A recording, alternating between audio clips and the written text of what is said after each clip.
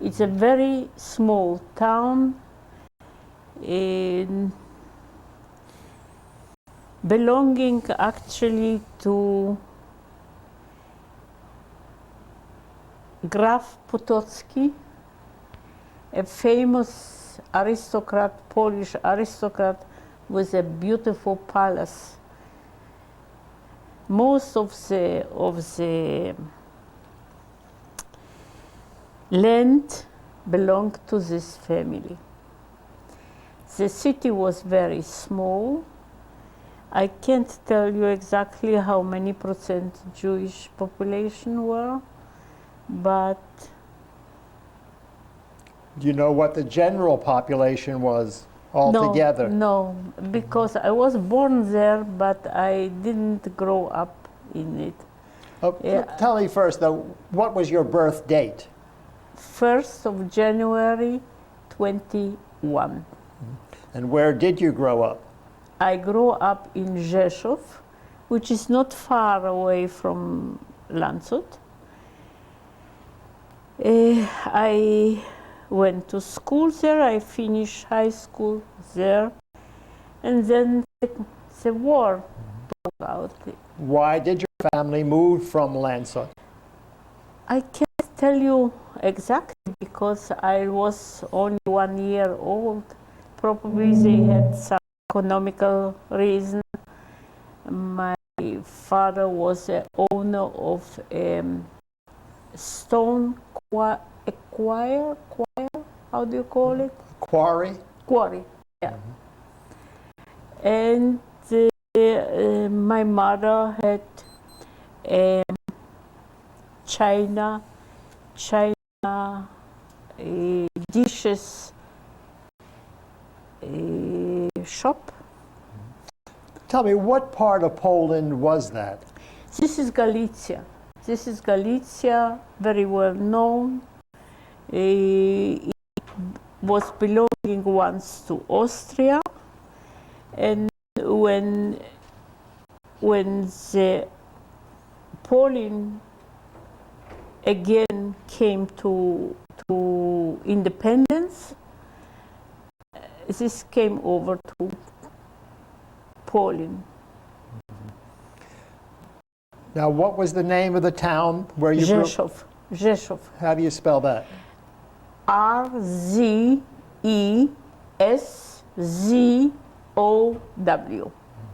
Now, approximately what was the population of that city? Oh, that city was probably 80,000. And do you know about how many Jews were there? No, I don't know, but there was a quite big, but I can't tell you exactly because I don't remember. How did most of the people in that town earn their living, the general population? Most of the people had shops, and there were some lawyers, some doctors, some teachers. There was a Jewish school with Hebrew language, and probably more than 20% of Jewish population in Rzeszów. How about the Polish population? How did most of them earn their living? I think the same. They were merchandise, and some. It was the last couple of years of before war. There was a big war industry. They made parts for airplanes and weapons. So the last couple of years before war, the city developed very big. Let's talk a little about your family. How many children were in the immediate family? I had only one brother and myself. Was he older or younger than you? He was older. He just finished medicine when the war broke out. And what was his name? Romek was his name. What were your parents' names? My mother was Regine, and my father was Max Moses. You remember your mother's maiden name? Yes, my mother's maiden name was Schiff. Now, how far were you able to go in school before the war interfered? I finished high school. Were you or your family members of any organizations during that period before the war? Yes, I was a member of Hanoar Hatzioni, and it happened in a very funny way. I was in a Polish scout, but the first 2 years in scout, the organization had the name Zuch. It's like preparing to scout. And as far as I finished the 2 year, everything was okay. But when we had to swear loyalty to Polish state, I was told by my how do you say, instructor, that she is very sorry, but I can't swear because I am Jewish, and the act of swearing can't be done. It was a huge shock for me because I wasn't prepared for this. I was with all my soul a scout. And then somebody told me there are Jewish scouts. And so I came to Hanoar Hatzioni, which was a scout organization. It wasn't known as International Scout, but it was actually the same. So this was the story of how I became a member of Hanoar Hatzioni. Did you or the family belong to any other type of organizations? And no, I don't think so. Do you remember any incidents of anti-Semitism that happened to you, or your friends, your family, before the war? Yes, I remember Rzeszów wasn't a big city, and before Christmas, the students who were studying in Krakow, Lwów, or Warsaw were coming to Rzeszów, to the families. And then I remember stories. They were standing close to Jewish stores, telling to people not to buy at Jewish store.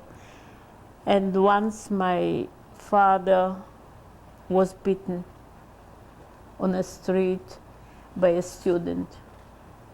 And usually there were students coming from the Endek group, which was an anti-Semitic group. This was the worst time, I would say, for Jews, a couple of years before the war. Did you experience any type of anti-Semitism during your school years? No. It happens that I was the only Jew in my class, and they didn't feel it. But when the war broke up. But before that, can we discuss the time that Hitler was on the rise to power in Europe, before the war came to Poland? No, I don't remember any, except what I told you before Christmas, when the students came from the big cities. And But during that time before the war, did you hear what was happening in Germany? Yes, yes. There were coming Jews who were thrown away from Germany because they were not born in Germany, they were born in Poland. So we could hear what happened. But maybe it wasn't so strong that we believe.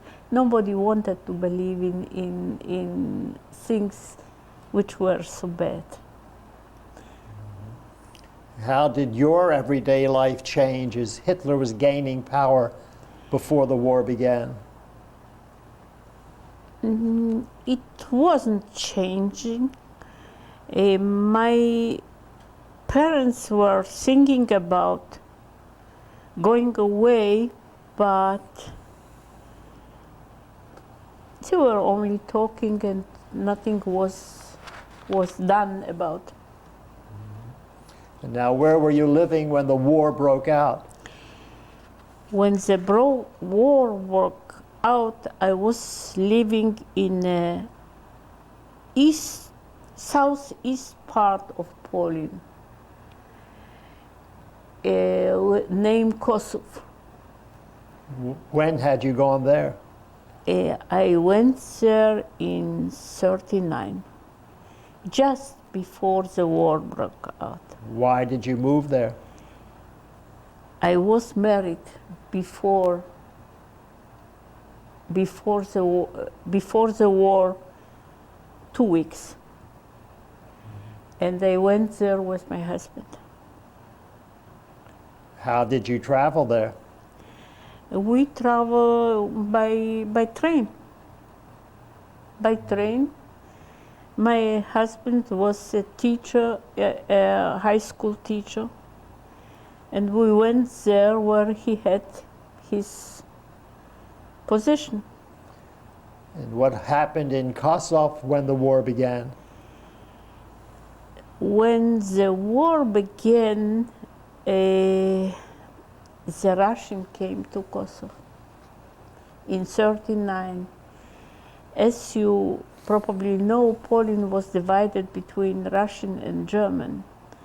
It happens to me that my parents were under German occupation and I was under Russian occupation.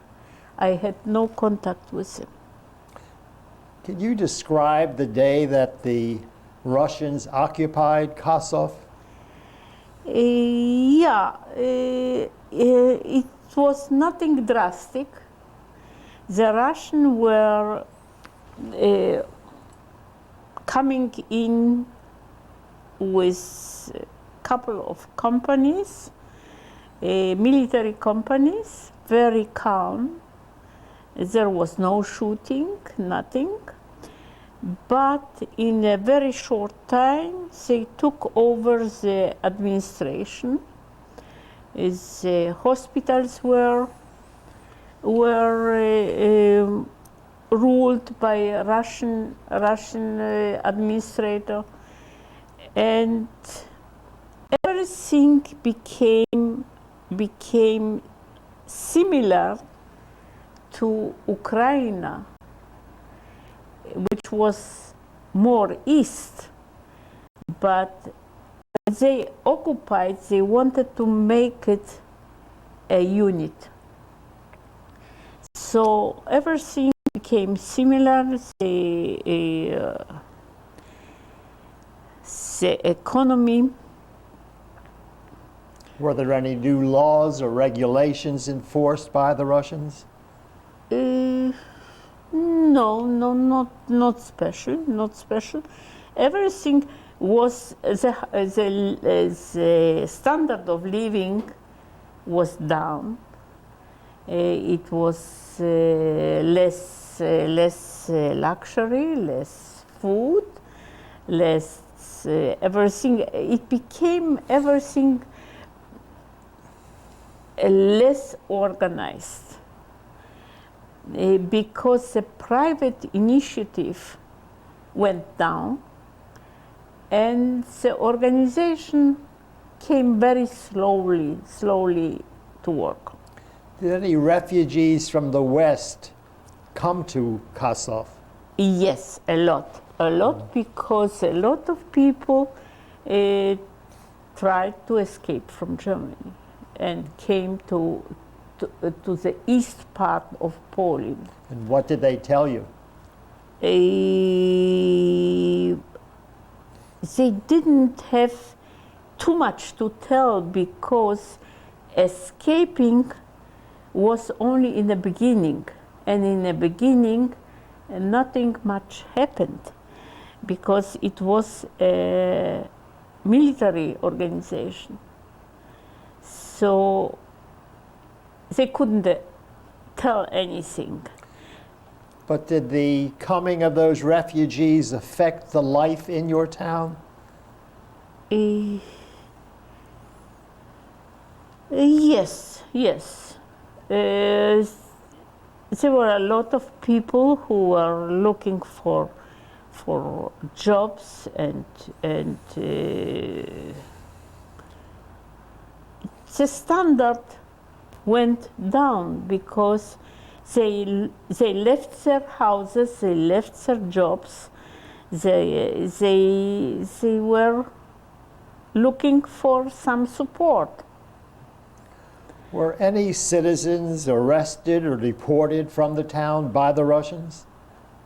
Yes. There was one thing that the Russian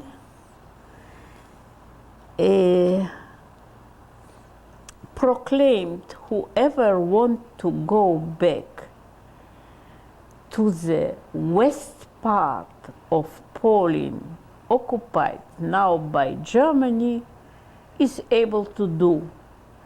Everybody had to, who wanted, registered. All the people who registered to go back to the west part of Poland were taken away and sent to Siberia, or very far away parts of Russia. It means registration was only a pro forma they wanted to know who wants to go back. And they were regarded as a no trusted people. So they sent them away far east, and they were second grade population. Was there anyone deported who hadn't registered to go back to the West? Maybe, but I can't tell you, but mostly were people who registered. I had a lot of family who registered. They registered because they didn't know what to expect under the German occupation, and they were in hard economical condition. So they wanted to go back home in order to make the living a little bit lighter. During this period, did you get word from your family? No, I didn't have, but I can tell you the story that I tried to correspond, and I didn't tell you that being 18 years I was widow. My husband died, and a year later I married my husband.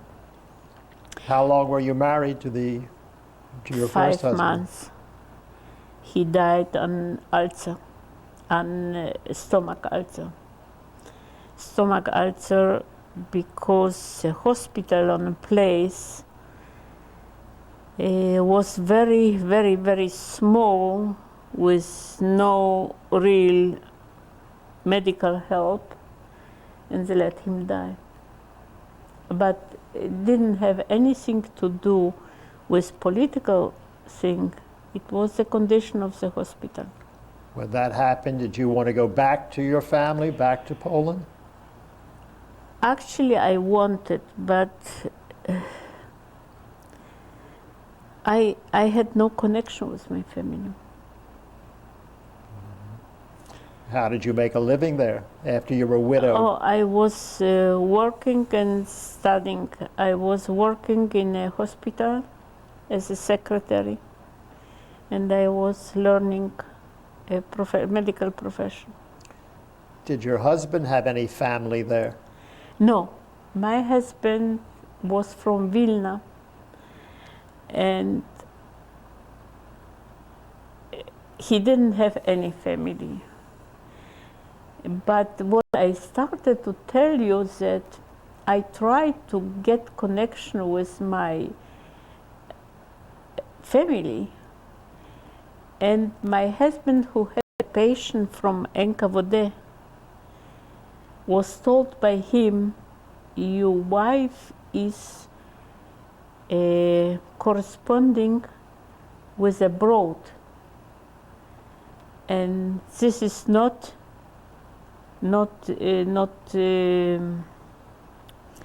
to say, we don't accept it, and if she doesn't stop, she will be sent to Siberia.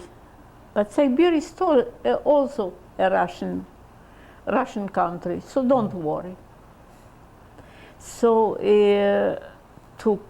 to have connection with abroad was dangerous. Now, how long before you remarried? 1 year. Were you offered Russian citizenship during that time? Automatically I got. Everybody got. Everybody, when Russian occupied East Poland, everybody became Russian citizen without being asked, without getting any papers, but automatically. They occupied not only the land, they occupied the whole people, the people together. Can you describe what your life was like under the Russians? And how long did that last? It was from 39 to 41. And there were, as a Jew, I didn't have any problem, any at all. The life was, the freedom was gone because you couldn't contact with abroad. You had to be very, very careful what to say. You couldn't criticize anything what in Russian you didn't like. You had to keep quiet. But there were no prosecution. Nothing happened to people who didn't do anything against the government. I can't complain. The life was, the standard of life was very low, very low. Now, how long did that conditions last? It's the whole time, till 41. And what happened then? Then I did a very stupid thing, because we had the opportunity to run away with the Russian army, because my husband was a physician and we could do it. The problem was that I was pregnant and I was afraid to be left alone. They will take my husband to army. So instead to run away with the army, with the Russian army, we stayed there. This was the stupidest thing which I had done in my life, and it cost me the Holocaust. Did most of the people of the town leave with the Russians? Oh no, no, no. There were more stupid people, but not everybody could escape with the army. We could. We could because my husband was a physician and they wanted to take him. So it was my fault. And then the Germans attacked Russia. What happened in Kosovo then? A couple of days or week, we didn't actually realize anything because the Russian went in east. The German didn't arrive. We knew they are already in Lvov, Stanislavov, but Kosovo was a small city. They didn't arrive. Then they sent first Hungarian army. And the Hungarian army behaved okay. They didn't do anything wrong.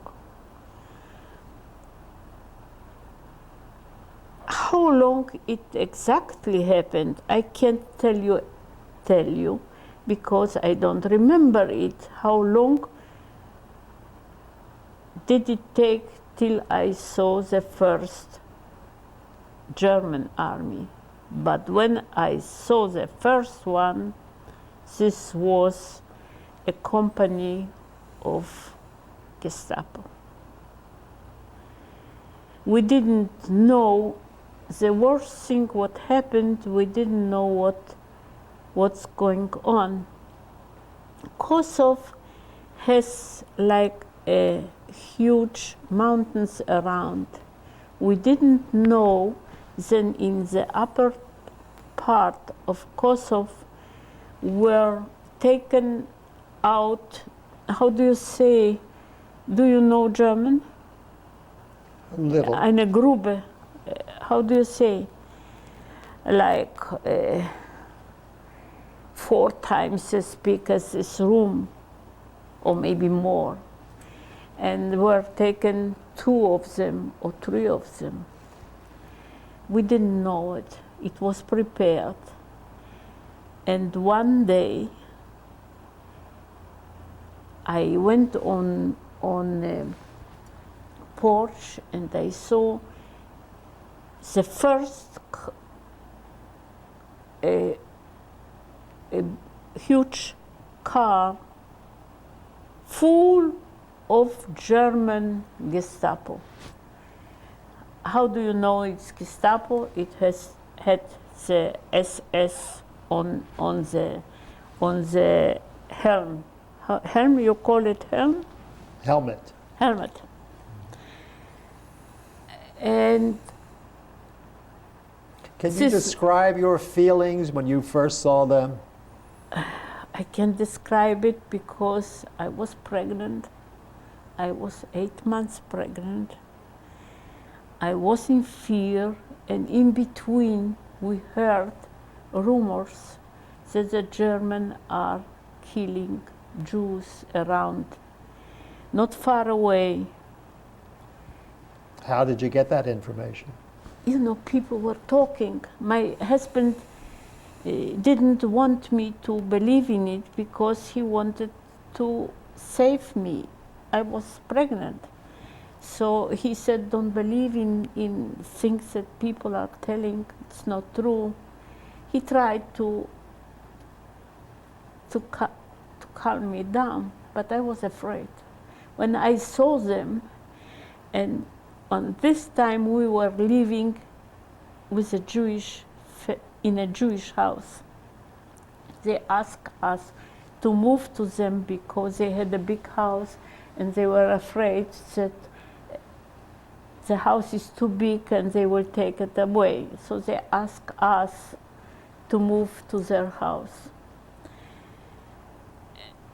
When we saw these cars, I was so afraid. I asked my husband to move to our friends who were living among Ukrainian people to hear something what happened.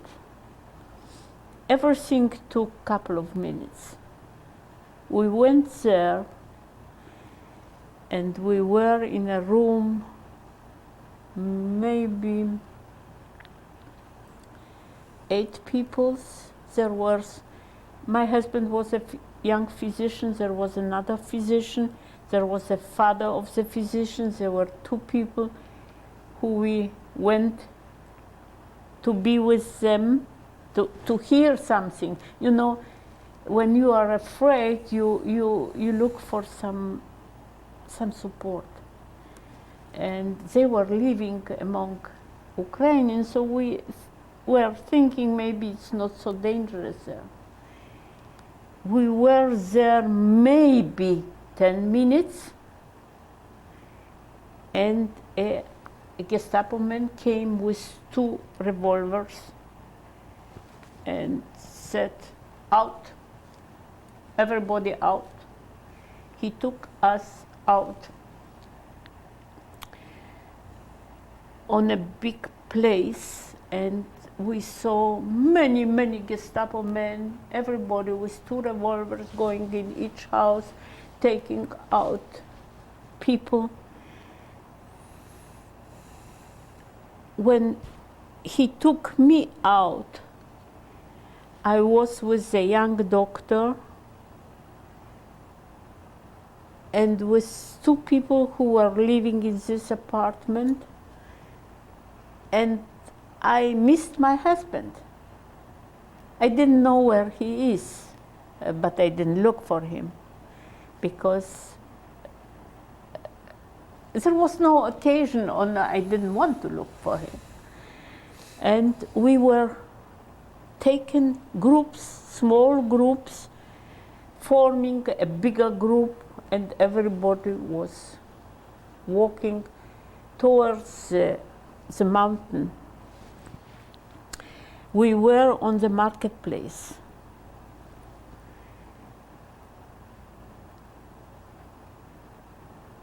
The Gestapo man was always with 2 revolvers, only showing to come forwards.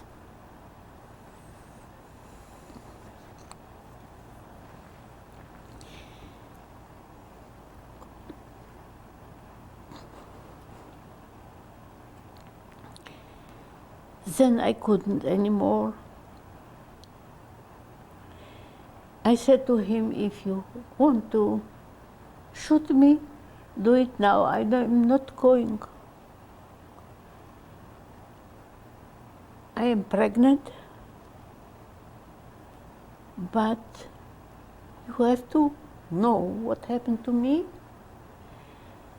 Could happen and will happen probably to your sister, to your daughter, to your wife. I am not moving. And he showed to me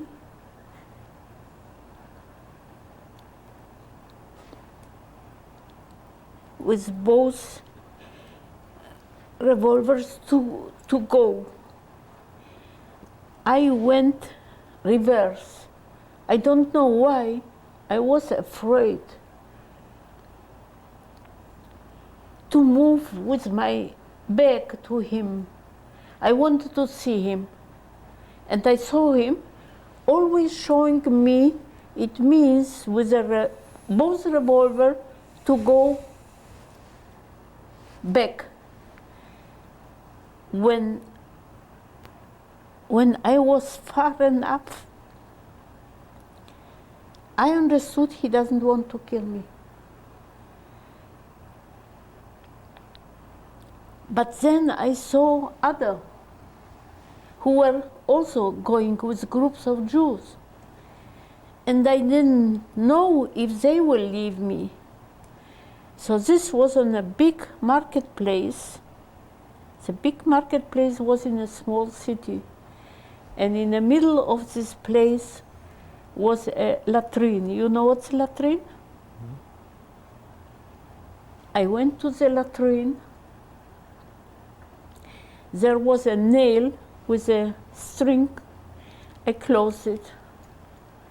And I was sitting in this latrine maybe 1 hour. Then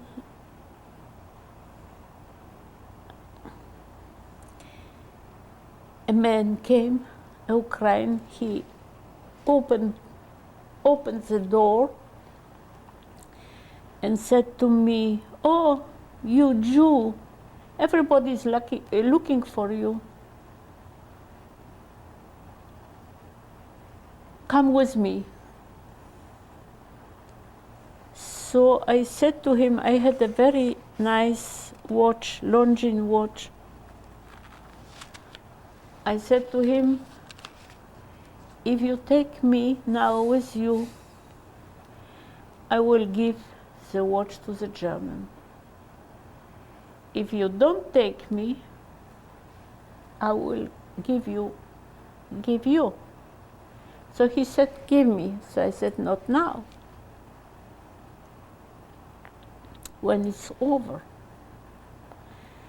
So he was thinking a couple of minutes,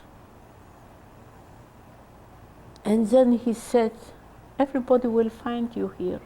You can stay here. But here is a place, a barn, where they keep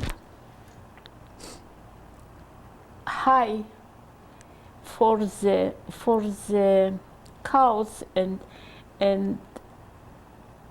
horses who are coming to marketplace. Go there. I will come in a couple minutes. I will help you to go up, and then you can hide between the hay." And really, it was like this. I went there by myself. He came, and he helped me because there wasn't a ladder, but he helped me to lift and go up and hide between the hay.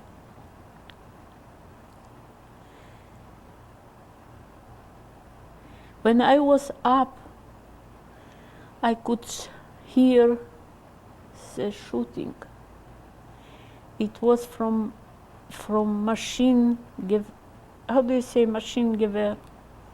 Machine guns? Machine gun was constantly shooting.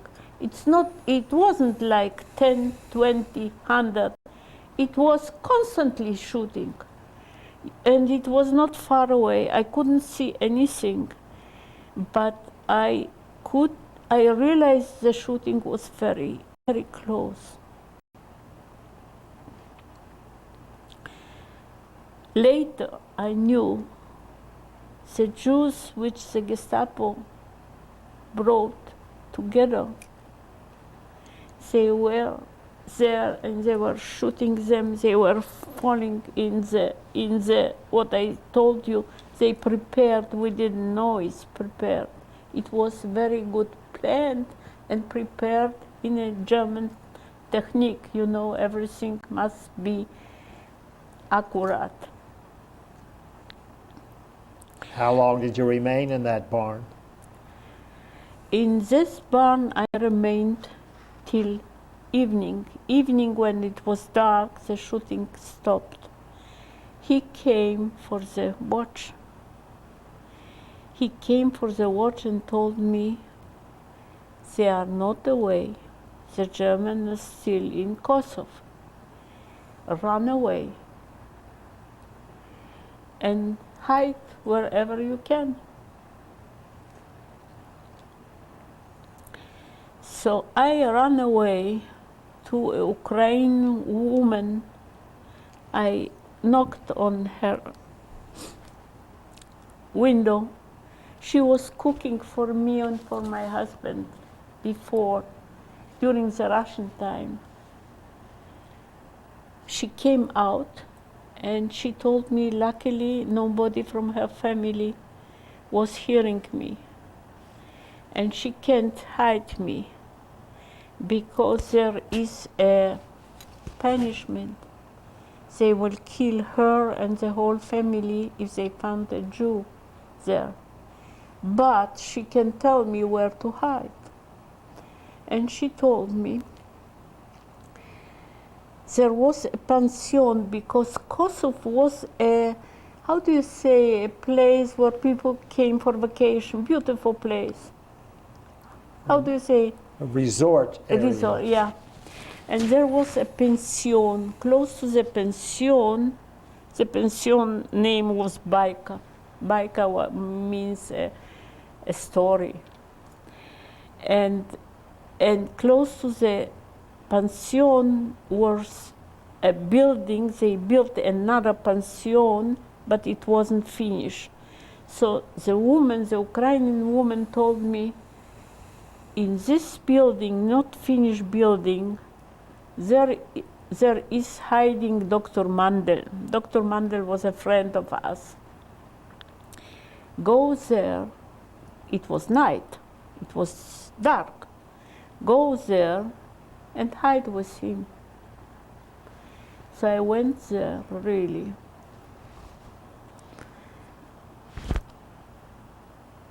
How far away was that? Maybe half a mile. Half a mile, but very hard to walk. And don't forget, I was 8 months pregnant.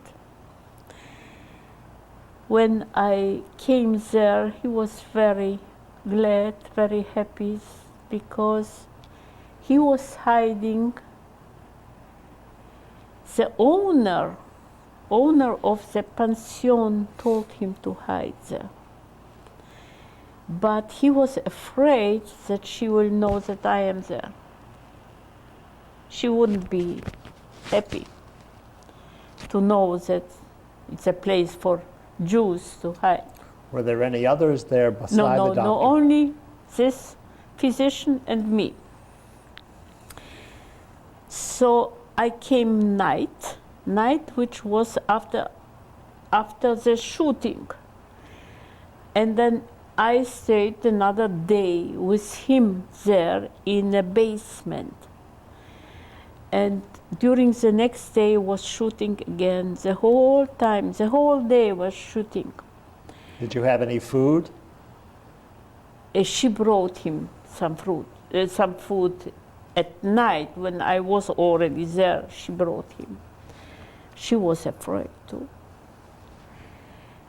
And then, so we stayed there the night and the whole day, and another night. And before it was light outside, she came, I hid, she didn't know I am there. And she said, now it's everything finished, because they are going with dogs and looking for Jews with dogs, which wasn't true. But somebody told her. So we hid. He helped me with my big belly between the ceiling from the basement and the floor of the first floor was like, how to tell you, it was a place like this.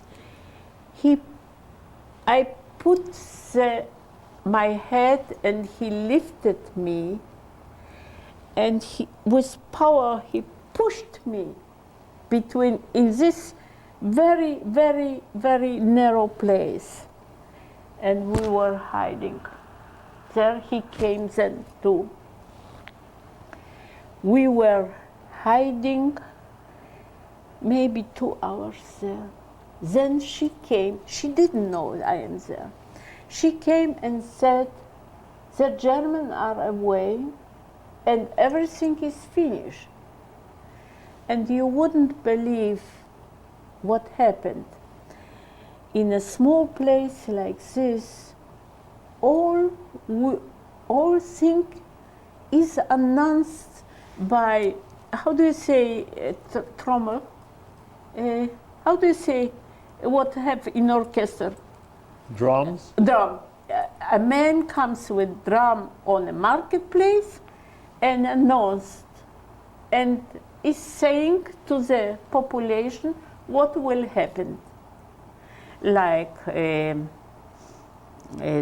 is sickness or whatever has to be said is done in this way.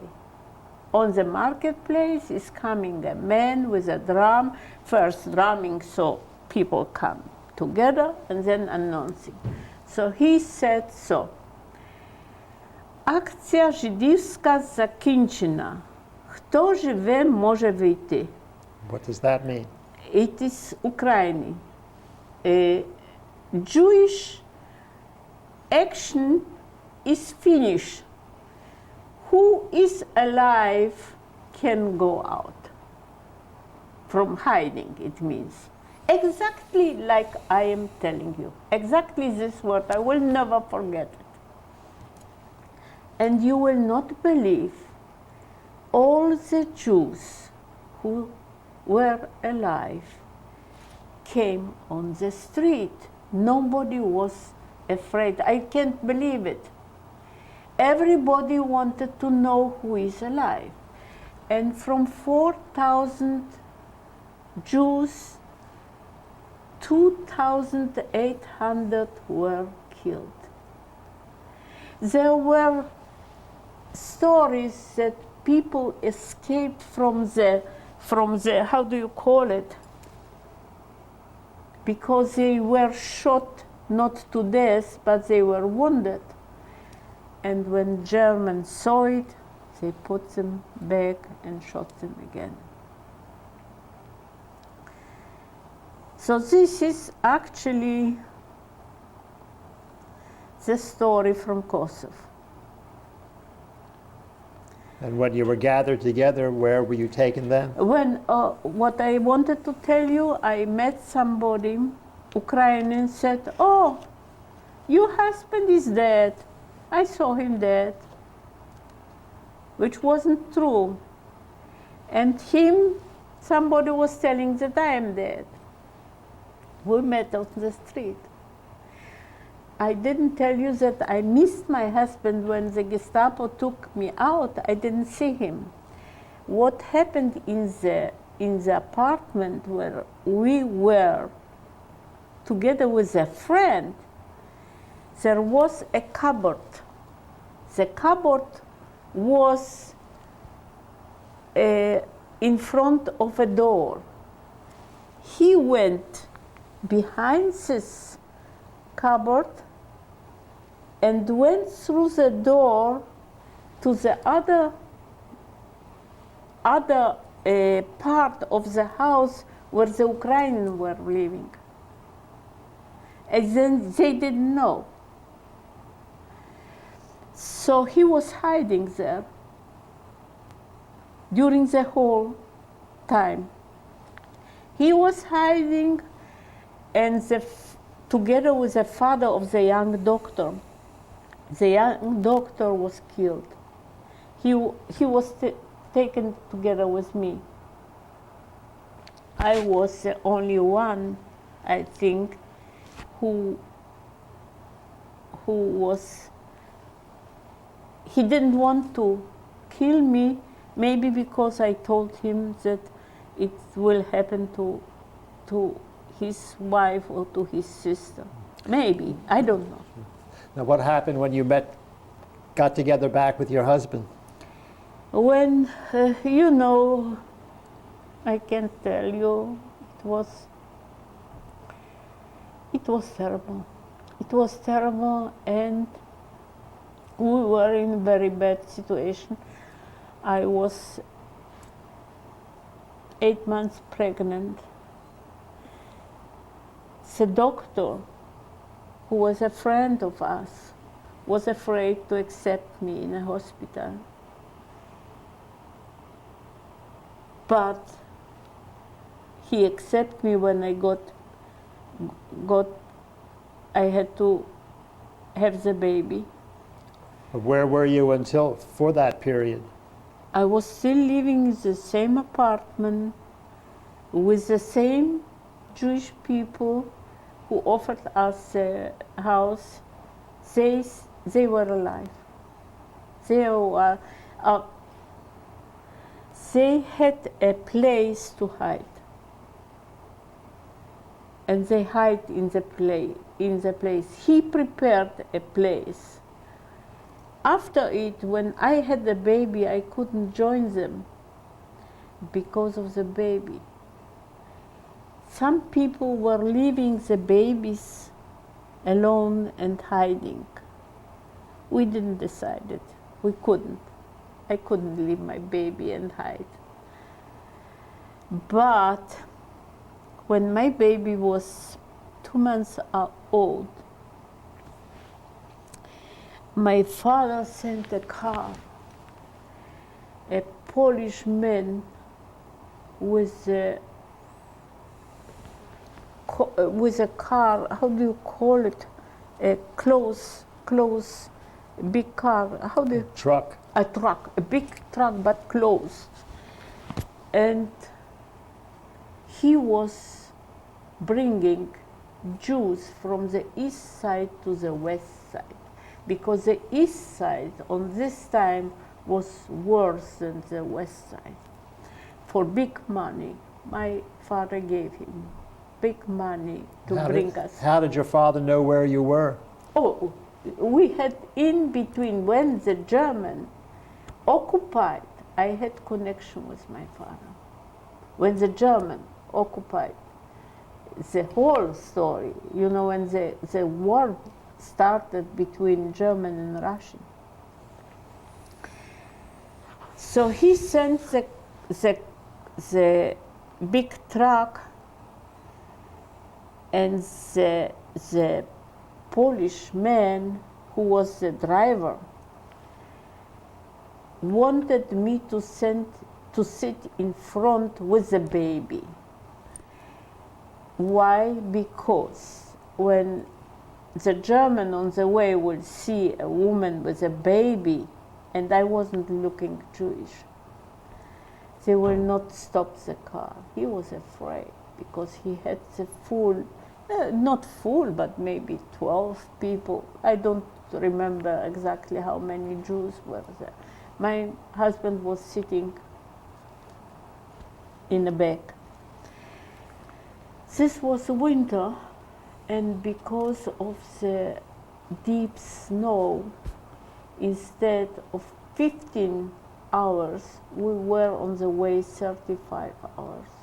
He had to go around because the snow was so high, he couldn't come. The car was heated on gas generator. You know what's a gas generator? Wood. There was like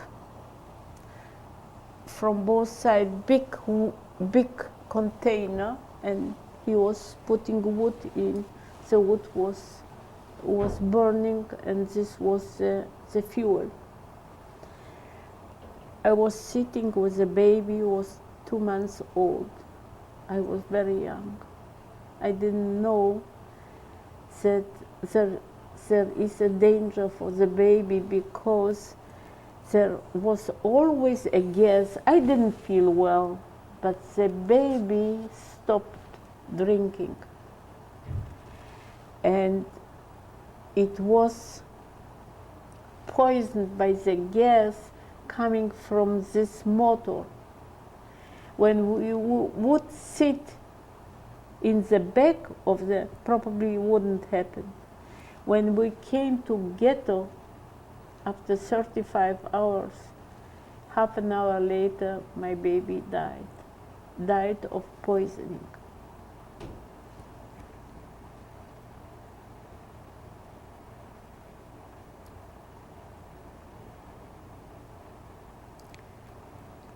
It wasn't too much time for mourning, because we had to hide. Now, what ghetto was this? Rzeszów. We had to hide because the German did shoot everybody, every Jew who came from the east side. So we had to hide. My parents sent us not far away to a small city where my mother had some relatives to hide. How did you manage to get into the ghetto, and how did you manage to get back out? The ghetto was not exactly closed. It was closed maybe a couple days after it.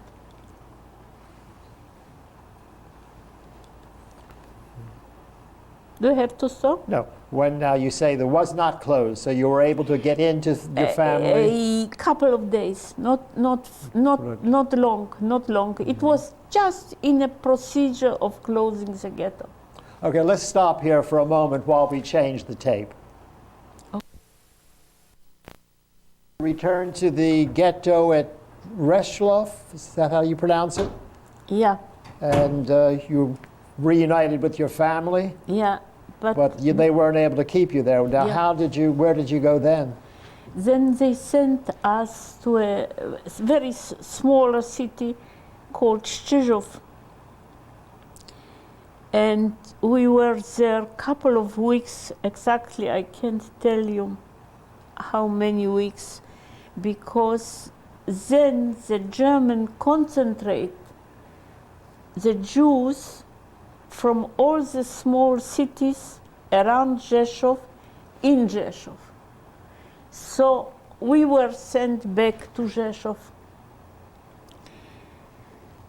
And then, but I want to ask you, maybe I am telling you too many things. No, you tell us exactly what you have in mind. We were sent then, and then concentrated in a small ghetto, in Rzeszów ghetto, the Jews from the whole region. Were you with your family? And then we went to my family, yeah.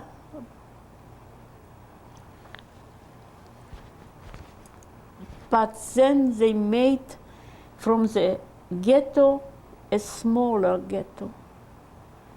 They concentrated Jews in a very small part where a couple of families were living in one room. 10 people, 12 people, 15 people. We were living then with my parents and maybe 3 or 4 more families in one room. We were working. It was very important to work because people were thinking that working for the German gives you like a base to live, to continue to live. Now, did the Jewish community organize to help itself in that ghetto? Was there a Judenrat formed? Yeah, there was a Judenrat formed, and there was a Jewish police formed. If they were helping, it's hard to say because not everything was nice, not everything was. Do you remember any of the names of any of the leaders of the Judenrat?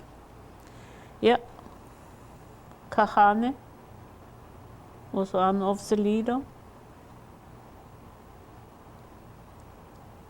How about the Jewish police? What was their function? Not always very nice. Not always very nice. What kind of work did you do? I worked, my father was working on a street because of his, I told you, quarry, and he had connection with a street worker. He was working on the street, repairing the street. He had also a relationship. So he organized for us a work which was, let's say, not bad. Can you describe some of the activities that went on in the ghetto? In a ghetto were two categories of people, A and B. A were people who were working for not for Jewish people, only for outside. Let's see, for the city, or for the German in some factory. This was A. My father, my husband, and me, we were A. My mother was B. One day there was announcement, all the people who have category B should approach the Arbeitsamt is worker, how do you say, labor, where you get labor. Labor office? Labor office, yeah. Should approach in labor office, and they will be selected again, and some will get category A. We tried to make my mother looking young. She wore my clothes and so we hoped she will have category A. The labor office was a big building. Then one part was in ghetto, the other part was outside the ghetto.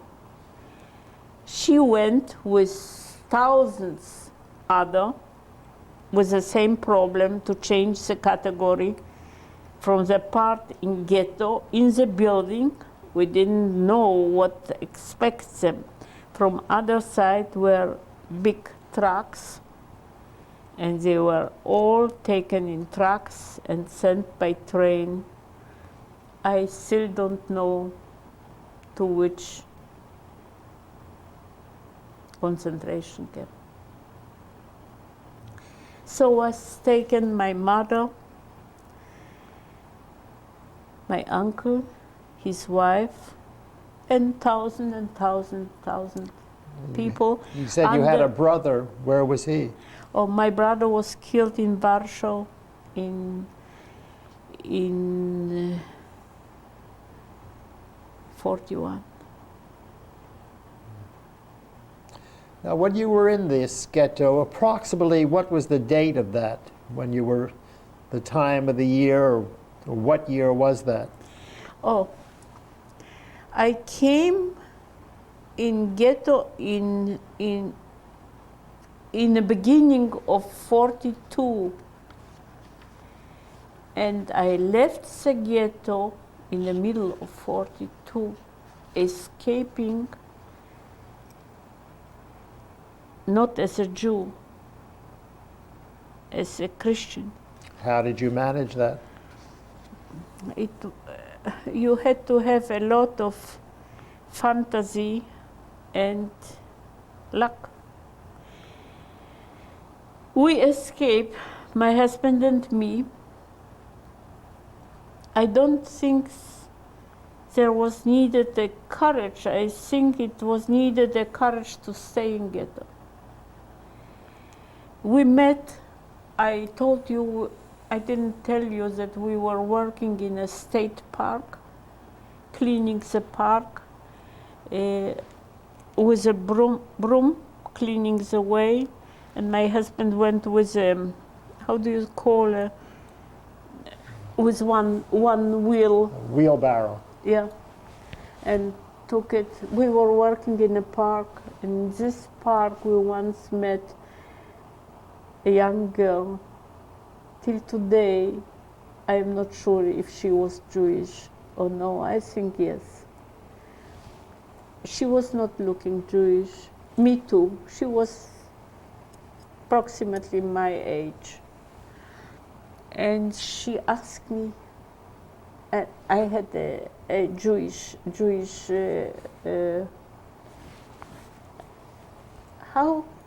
why are you staying here as a Jew? So I said, what can I do? She said, everything is better than to stay as a Jew. You will be killed. So I say, I don't know how to go. I don't have any connection. I don't have too much money. I don't have any papers. So I'm afraid. She said, I would be afraid to stay. And I can help you. So I said, how will you help me? She said, I have here a room.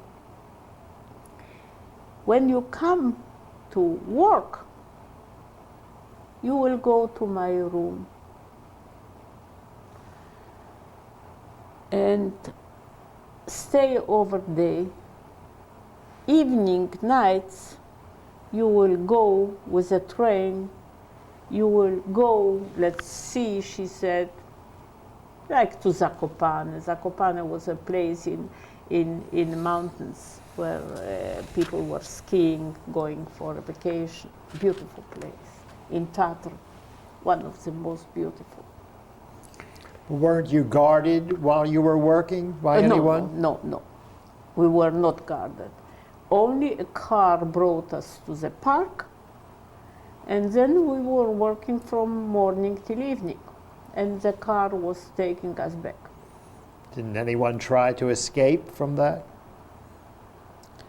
Yeah, I am telling you the story of escaping. It means she gave us the courage. Maybe I wouldn't do it without her. No, I mean, did others escape before you? Oh, yeah. Of course, people escaped. The people who survived, a big part of them escaped. But wasn't the ghetto guarded by whom was it guarded? Oh, from ghetto, you couldn't escape. Only if you went to work, because the work was outside. From outside, it depends where. We were working in a park. It wasn't hard to escape. Actually, our boss probably knew something, because we brought one day before nice clothes. We changed the clothes. He saw it. What was your boss? Was he a Jew? No. The boss was the main gardener of the park. The main gardener. Was he a German or? No, Polish. I don't know for sure if he knew,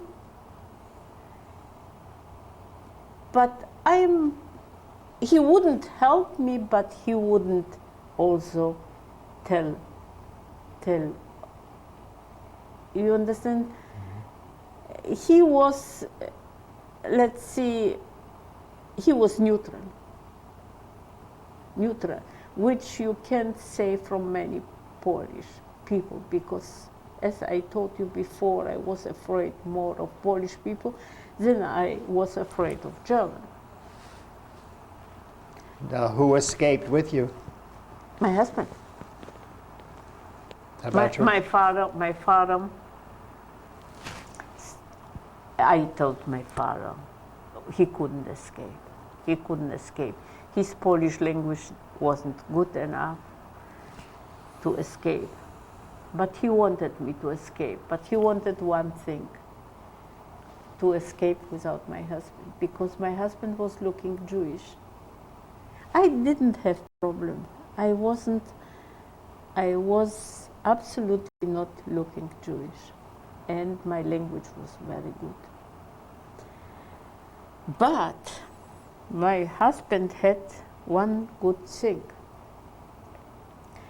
He was born under Petlura pogrom.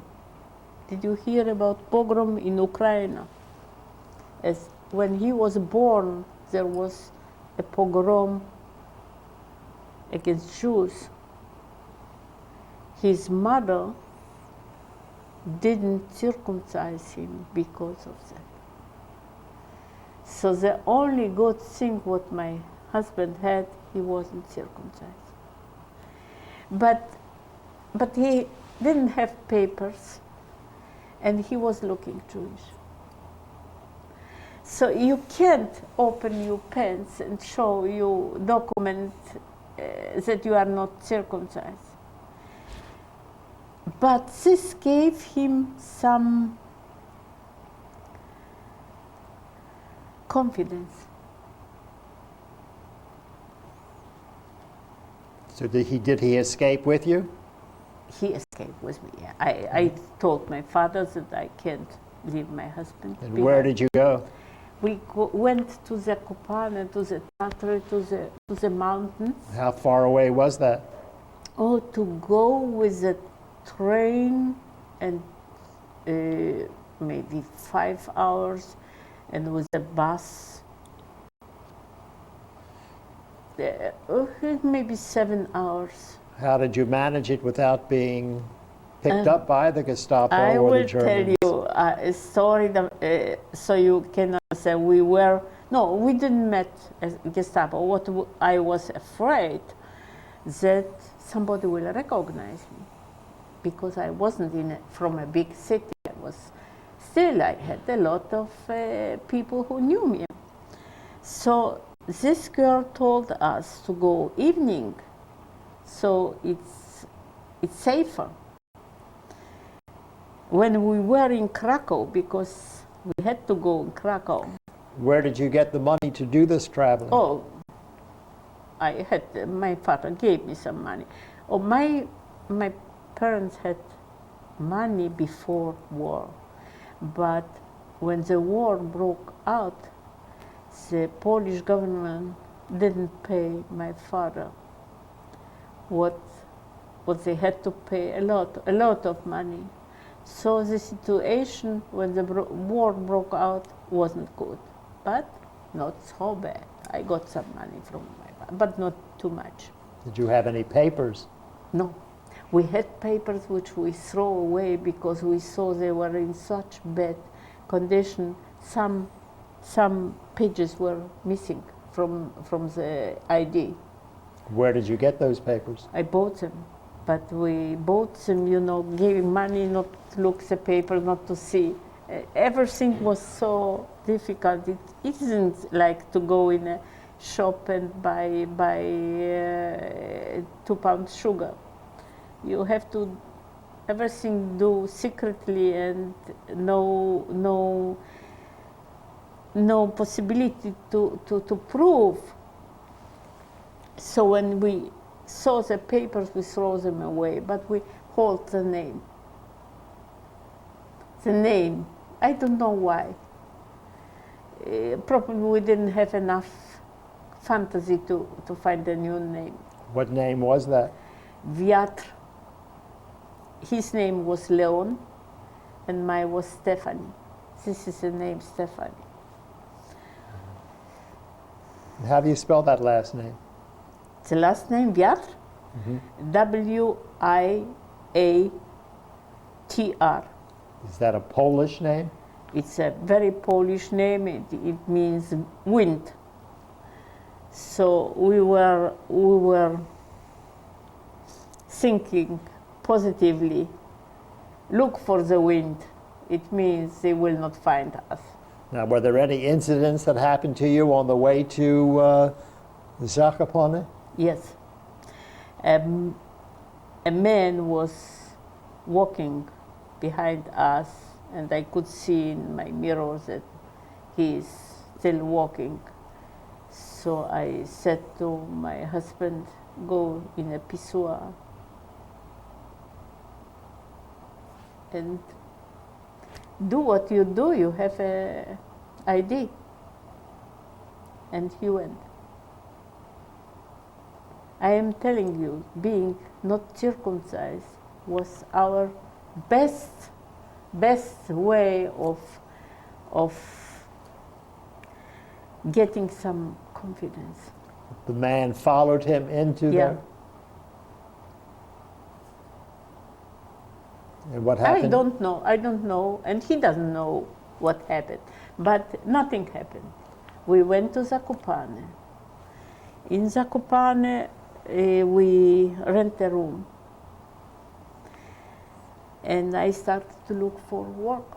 Now, where was Zakopane in relation to the ghetto? How far away? Oh, maybe 6-7 hours. And what part of Poland was that? South, the mountains, the highest mountains, Tatry. Beautiful, beautiful. Like here, where you go skiing. A ski resort. Ski resort, and beautiful resort. Was it occupied then by the Germans? Yeah. And why there? Because you could go as a tourist, you understand, to have a name why you are going, to have a reason. You are dressed good and so. But in Zakopane, immediately I had to look for work because we didn't have money to live on. I stole papers from the labor office. How did you manage that? If you have no choice, you manage it. It was papers to fill up and to give that I was sent to work. I got to work. I got to work as Oberkellnerin. It would be the main waitress in a German casino. Casino, it's pension for only very high officers, from Hauptmann up. I was the main waitress. I had 16 waitresses under me. And then I was working more than half a year. Didn't the war affect the life there in Zakopane? Oh yeah, because in this casino, in this pension, were sent only high officers from front. You understand? The war was between German and Russian. This was like a rest place for the officers? A rest place for very high officers. Now, what did your husband do? Oh, I didn't tell you how I succeeded to help my husband. In this labor office, I didn't tell you that I was young and good looking. The clerks there, especially one, was very nice to me. And when I wanted to work, he said, and I said to him that I am married. He said, how a young woman, married woman, has to work? And what's your husband doing? So I said, my husband is drinking, not working. I have to work and to support him. He said, why don't you send him to Germany as a forced labor? This was I wanted. This was my dream, to send him, because in Germany there was not so danger, because the Polish understood good who is Jewish, who not. But not the Germans. The Germans were looking also not all of them were as Polish, most of them blonde and blue eyes. So he said, why don't you send him to Germany? So I said, he wouldn't go. So well, I can help you. We'll send him. This what I wanted, because he could go to Germany because he wasn't circumcised. Every Polish worker, before he went to Germany, had to go through doctors' examine, test. A circumcised Jew couldn't go. Now, was he successful in getting out like that? He sent him the papers that he has to go. And one second thing, to go voluntarily would be very suspicious, because no Polish man wanted to go voluntarily as a forced worker. So I had to have a paper sending him. He wanted to go. He could go because of not being circumcised, but he had to have this paper.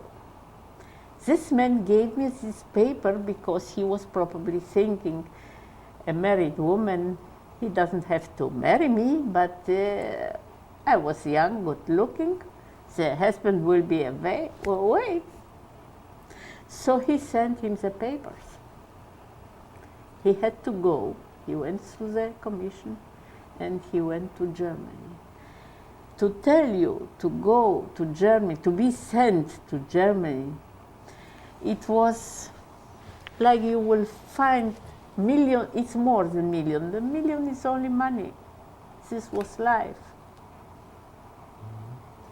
And now what did you do after he left? I was working as a waitress. Did you have any narrow escapes by posing as a Pole? What does it mean, narrow escapes? Was there any danger? Not because of my good looking. And what I can tell you, my Polish language and my German language, I spoke both languages good. Mm-hmm. I didn't know Jewish. My German was German, not Jewish. How long did that condition last? This I can't tell you exactly. Maybe 6-8 months. Now, what was approximately the date of when you left the Zakopane? It was end of 42. End of 42. I didn't tell you that I met my girlfriend, Jewish, and her mother, and I helped my girlfriend to get a work in my casino as a waitress. How did they manage to get there?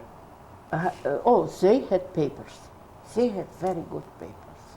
They bought papers. Papers saying that they are Christian. Now, what circumstances led to your leaving Zakopane? I started to be afraid. Actually, because of my friend. She was looking a little bit Jewish. And I wanted to go away. And I met a German officer in a casino who gave me his address in München. He said, you never know, he didn't know I am Jewish. You never know you could use it. But have this address, it's my house in Germany. But he went to Russia, he was officer. How I arranged it, it's very, very, very strange to say. I didn't tell you one story when I was in ghetto, a story that I'm actually the only survivor from a death camp. I didn't tell you the story. I missed the story, and no, I mean, I didn't tell you because we didn't have occasion. I think we don't have too much No, time. what happened there? You say you went to a death camp? Yeah. What camp was that? It was camp which is not very well known. The name is Yashonka. J, you want to write down? J-A-S-I-O-N-K-A.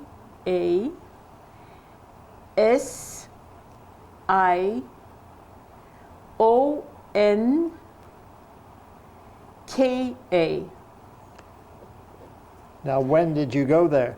Oh, I was working on a military air base,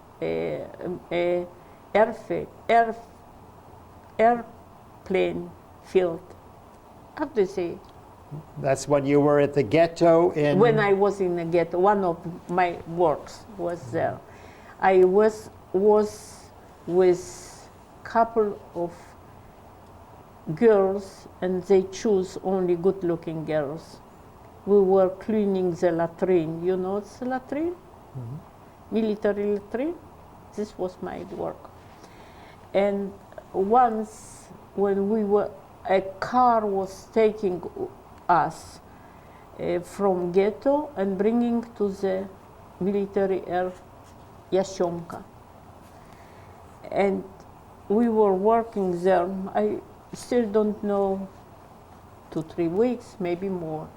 I don't know. Once a Gestapo car came, and when the car came to take us to ghetto back, he said, stop. And he took us to another car and brought us on the airfield in a hangar. You know what's hangar? In a hangar. Hangar. An airplane hangar. Yes. In this hangar were maybe 2,000 Jews. And they pushed us in the hangar. In the hangar, we were not working, we were not eating. Once a day, they gave us sometimes some soup, or sometimes nothing. We were hungry. We were lying on earth, and some wooden, I don't know how to tell you, shelves where people were lying. Barracks. Terrible condition in the hangar. Once a day there was appel. You know what's appel? Roll call. People were standing so, and the Gestapo was coming and choosing. This without reason. They were not old people. Most of them were young. Where had they come from? I don't know. They're from many places, but they were not from one place. And every day he was choosing like 100 people, 150, I don't know exactly. There came a car, took them away, they never came back. When I was after such appel, it was not far from the fence, a man was calling me, is your name Lusha, and so on. My name, he said. He said, yes, I have something for you. He gave me ID of my husband, saying that he is a physician with his photo on it. I didn't know what shall I do. I didn't have anybody to tell him, to show him, to do something with it. Having this ID in my hand, I don't know why, I came to the first guard. There were 2 people, Slovakish people in black uniform. And I can't explain you why I showed him my this ID, which had no my photo, my husband's photo. And he told me to go. So I went through the first guard. The second guard was not far away. He could see that I was left out. The second guard didn't look and let me out.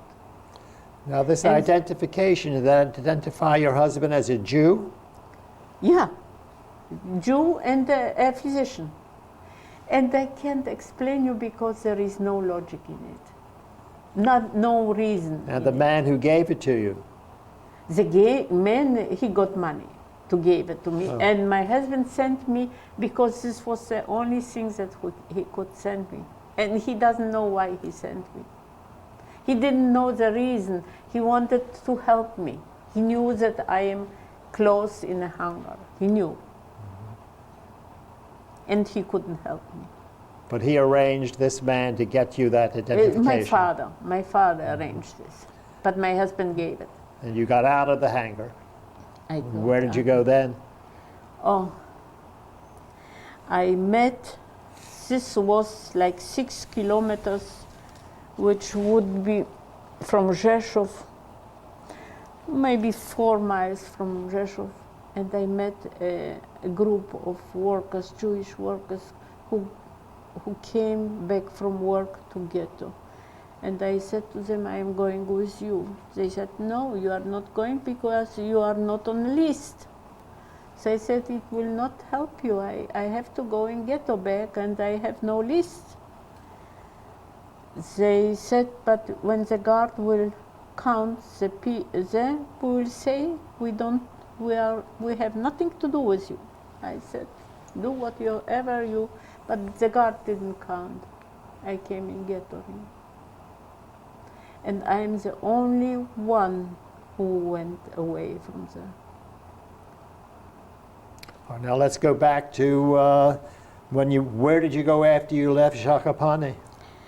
When I left Zakopane, I told you I had my girlfriend and her mother, and through the labor's office, I arranged that the officer need 3 garden helper. He didn't have a garden. I didn't know about it. But I need something to go away. I couldn't. So I was sent to München as a gardener to work by this man. How far away was that? Was Munich. How Munich. far away was that? At least 2 days in this condition to go by train. You know, the train wasn't going direct, stop and wait and stop. Now, what and kind of papers did you have for this trip? I had a paper going to Munich, 3 workers, my friend, her mother and me. On the way there, her mother said, I don't want to go to Munich. There, every day they bomb it. I don't want to go. So I said, don't worry, we will go. Would you like Vienna? She said, yes, but how will you do? I said, don't worry. And I was young. Vienna, all 3 of us, they were staying outside. I went to police office. I went to the police. I said, I am lost. We needed pee-pee, and I was with a huge group going to Germany, I don't know where. I don't have any papers. We were on a list. I don't have the list. And when I came out, the train was gone. and I don't know my group, I don't know. So they said, don't worry, we need in Vienna people too. So I stayed in Vienna. I didn't have papers, but looking good and being young helped me. Because whatever I said, they wrote down, and I got original papers, not false. I said my papers went with a group. I didn't have papers. So the name which I had till end of the war were the names that I have with my finger, with my photo. I got real papers.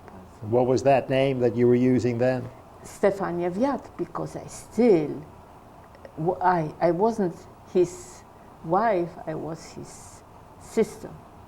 Because it was a little bit suspicious that wife and husband are not together, and together we were afraid to be. So were you in contact with your husband during this time? Yeah. All that war, after it, when I escaped, I was in contact with my husband. We wrote letters. He figured as my brother. Now, when did you arrive in Vienna? End of 42. What did you do there? I told you I started from the police, and then the police sent me to the labor's work. Labor's work sent me as a housekeeper to a family, not only me, my friend and her mother too, each to a different one. I came to work, I think it's too late, no? No. I came to work in a place where the man was, how do you say, angro fisher handler. He was selling fish, but not small amount, huge amount, to the army and so. How do you say, angro? Not detail.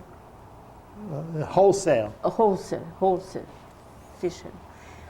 And his wife died. He had 2 small children, 2 years and 4 years, and he just married. He had a new wife, and they took me as a housekeeper. The wife was very nice, but he was a party. How do you say? He belonged to Nazi. He was a Nazi. He didn't like me. From the beginning, he didn't trust me. He caught me once listening radio, and this was Todesstrafe. How do you say? Forbidden. Not only forbidden. Forbidden, they say new, but it's Gestapo. What was the word again? Todesstrafe, death. Death. Yeah. Punishable by death. Yeah. He caught me once. And then was another story, a stupid story, which caused that he sent me away. They went to theater, he and his wife, and I had a room only with a door adjust to the kids' room. I was sleeping in my room, I didn't hear that the children are crying. They had their pajamas full of, and they were crying very much, and I didn't hear it. I was tired, and I was sleeping. They came from theater and found both children with a full pajamas, crying. So he was sure that I did hear it. And I didn't only help the children because I didn't like the German children. Next day, he called up the labor office and said I was lucky he didn't send me to Gestapo. He said he doesn't need me. But in labor office they didn't take it too seriously. They sent me to another place. I had already a profession. I was housekeeper. Now, during this period while you were posing as a Pole, did you know what was going on in other parts of Europe, what was happening to the Jews? Of course. I told you I was caught listening radio. Of course I know. I knew, not only I knew, I had friends, Czech students. Were you aware of any resistance groups during that period? Not exactly, not exactly. I knew, but not, I wasn't inside the group. I knew about the students which were friends, they belonged to. Were you in contact with any Jewish people during that time? Only with my friend and her mother, till end of the war. But they were also on Polish papers. So how long were you under Polish papers in Vienna? 2 years, almost 2.5 years. And what happened then? Oh, then the Russian came. And it happens that I was on the street. I didn't tell you that I know Russian too. I became a translator in the Second Army. As a Pole or as a Jew? As a Pole, I was afraid to say that I am Jew because they were suspicious to they would think I am spy. You understand? I didn't have papers. I couldn't tell them stories because everything was very dangerous. So I was, as a Pole, I went on the street and the first Russian army car came and they asked me where is the station of pigeons. And I could answer them. They were talking broken German, and I answered them Russian. So the next day they came. First of all, brought me bread. You know, I was so hungry. And second, they asked Why weren't you fed by the people you work for? Not good. I was, my weight was around 70 pounds. And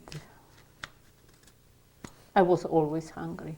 I didn't have, we had 2 kilo 100 gram bread per month, which is 70 gram, 2 ounces bread per day.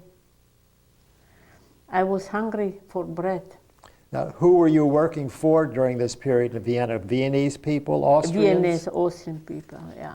They had more food than me because he was a physician, he got always some food. They ate better than me. They were not so skinny like me. Then when the Russians liberated you, what were your feelings and thoughts at that time? I was so happy you can't imagine. I agreed to be translator for documents. And I was working for the Russian, getting products as a payment, till one day they say I can't work anymore as civil. They want me to join the army. Then I escaped. I was afraid to go to the army. I didn't want to go to the army. I was afraid to tell I am not who I am. Everything was too much complicated. The same day I escaped. Where did you go? To Poland. I was in Vienna. I went to Poland where I had a date with my husband. I had a Nanya. You know what's Nanya? Nanya? Nanya? Oh, you should know what's Nanya. It's a woman who takes care of a baby. Oh, a nanny. A nanny. A nurse. Yeah, I had a nanny, a Polish nanny, and we had a date in her house. So, but it's too much to tell. It's late. Then you did return to Poland and met your husband. I met my husband, but I went through, because this is interesting, I went through a pogrom in Poland. Where in Poland? In Rzeszów. In Rzeszów. I went to Rzeszów because I was hoping that my father is alive.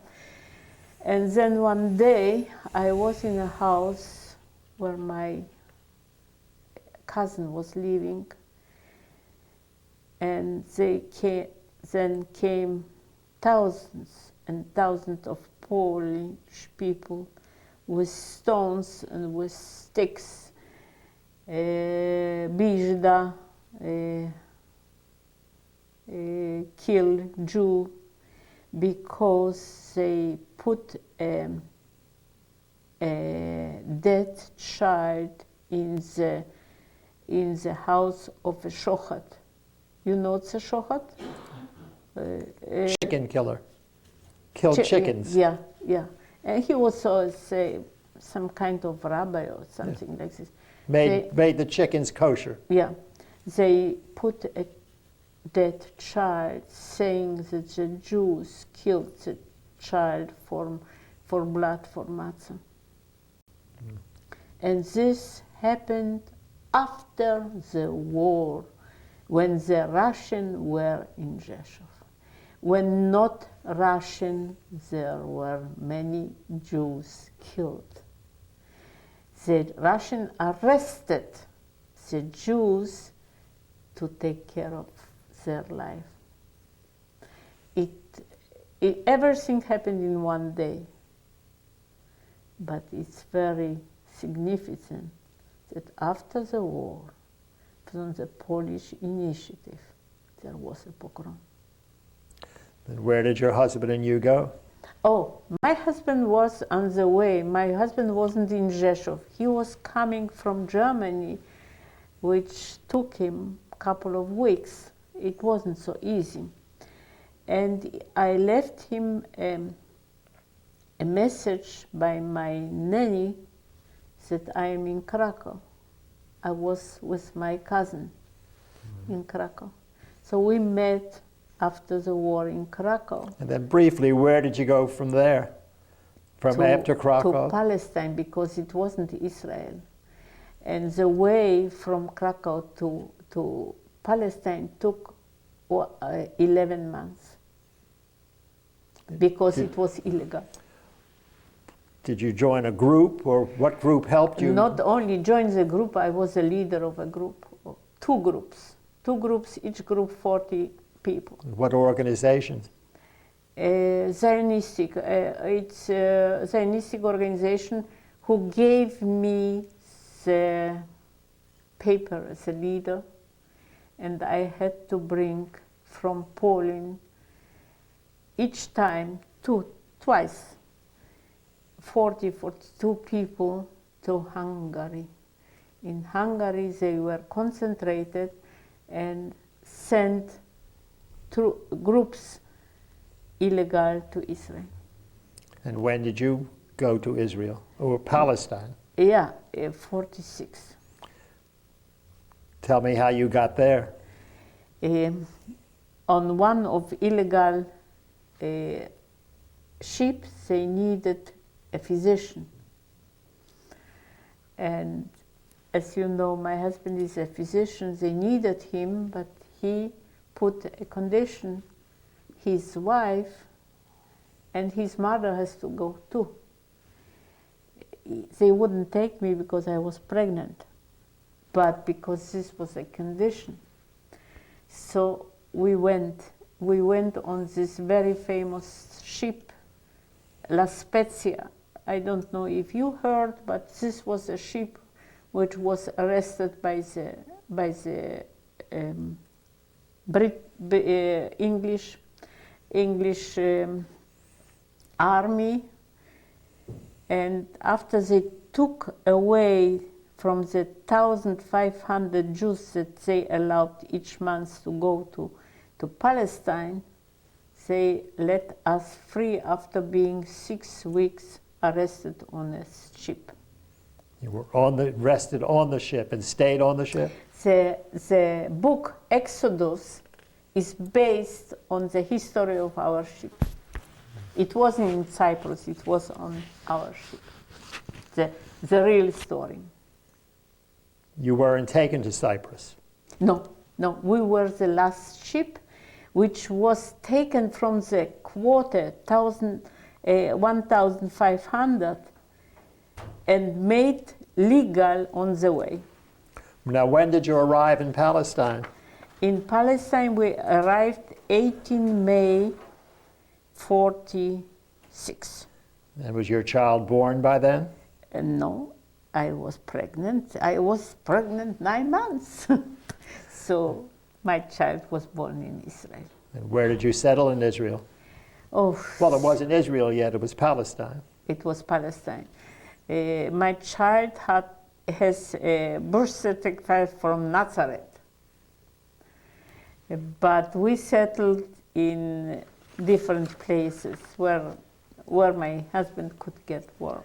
Tell me, when you arrived in Palestine, how did you feel when you arrived in a strange new country after all that you had been through? Wonderful, wonderful. You know, I was so naive that I was thinking that all the war which ever happened is past. There will not be any more war. We were very naive and very happy to be in a land that we will not be called Jews. And how long did you remain there? Oh, I am still today. I am Israeli. But because my husband is a sailor, when he sailed and I can't sail anymore, and this month that he's on a boat, I am here. But we are going Tuesday to Israel back. We are living You're still living in Israel? Yeah. You're just visiting Florida? It's a long visit, but because my children are here. Did you have more children after? I have 2 sons. Both are here. That was the son that was born after you arrived in Palestine, and another son in Palestine? Yeah. Mm-hmm. When you first went to Palestine, did you speak of your Holocaust experiences to anyone? We never spoke about it, and it took me the first time to talk maybe 30 years. Maybe. Can you share with us today why you weren't able to speak of them? First of all, I was ashamed that something not human could happen to a human being. It was something putting me behind human being. Second, we were not able to talk. We till today, you will not believe, never speak with my husband about things that happened then. Did you ever discuss your experiences with your children? No. The first was my daughter-in-law that I told her. Until today I never talked to him. But I made a tape, which after I am gone, they will see, they will listen. It's a long tape. If you were to tell us something about the Holocaust that could live beyond us, what would it be? What do you feel is the most important lesson to be learned from the Holocaust? Without Israel, there is no future for Jews.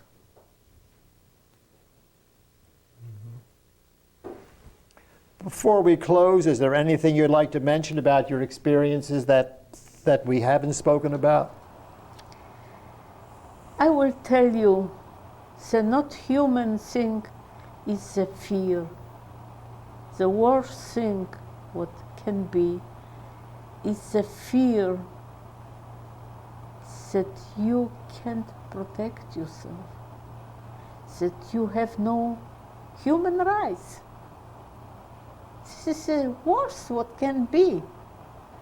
And I hope you will never, never feel it, because it is the lowest feeling that it can be. Mrs. Weiss, on behalf of the Holocaust Documentation and Education Center, I want to thank you for sharing your experiences with us, and I personally want to thank you for letting me share with you your thoughts and your life. Thank you very much. Thank you. This has been Sigmund Silver interviewing Mrs. Ludvicka Weiss about her experiences as a survivor of the Nazi Holocaust. This interview will be included as a valuable contribution to the Oral History Library of the Holocaust Documentation and Education Center, Incorporated.